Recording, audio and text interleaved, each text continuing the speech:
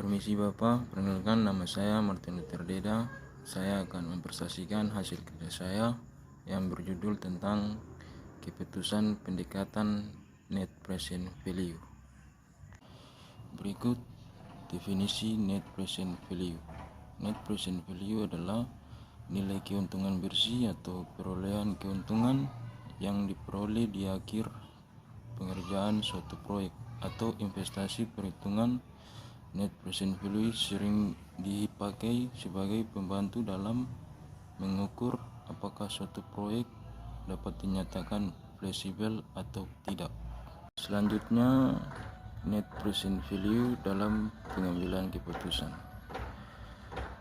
Teknik pengambilan keputusan dengan mempergunakan pendekatan NPV yang bisa dinyatakan bersifat kuantitatif, mempergunakan data-data yang pasti ada, maka tentunya sisi kelemahan daripada NPV itu pasti ada, dalam artian mengesampingkan kondisi dan situasi sosial yang bisa terjadi.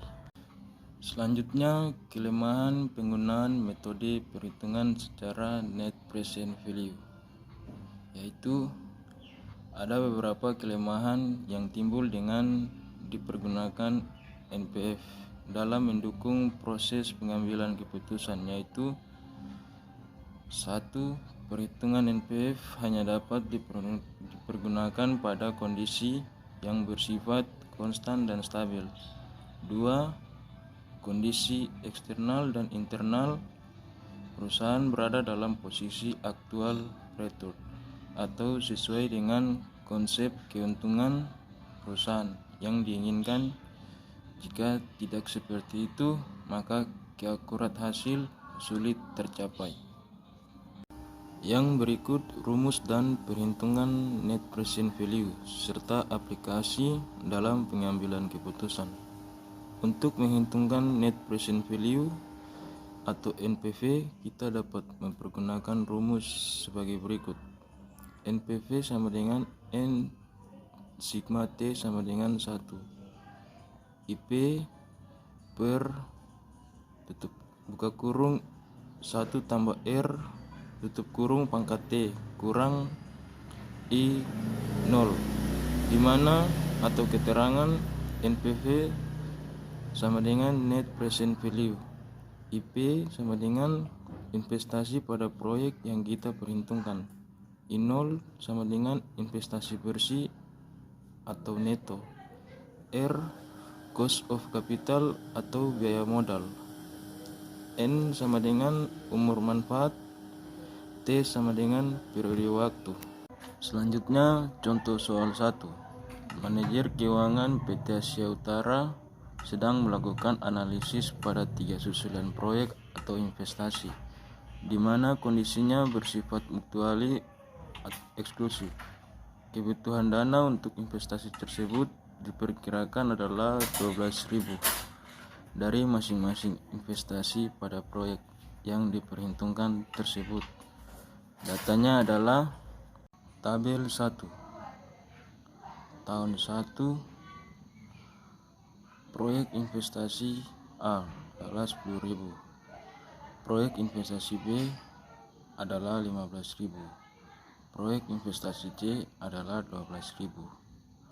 Tahun 2, proyek investasi A 21.000, proyek investasi B 22.000, proyek investasi C adalah 19.500, di mana diketahui biaya modal cost of capital yang ditetapkan adalah 2%. Maka kita dapat menghitung Net Present Value atau NPV masing-masing. NPVA buka kurung 2% tutup kurung sama dengan 10.000 per buka kurung 1 tambah 2% tutup kurung tambah 21.000 per buka kurung 1 tambah 2% tutup kurung kurang 12.000. NPVA buka kurung 2% tutup kurung sama dengan 9.803,9 tambah 20.184,5 kurang 12.000. NPVA buka kurung 2% tutup kurung sama dengan 17.988,4.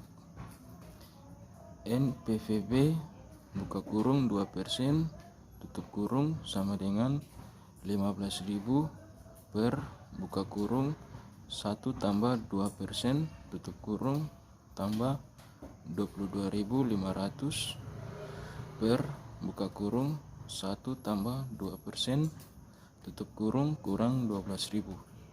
NPVB buka kurung 2% tutup kurung sama dengan 14.705,9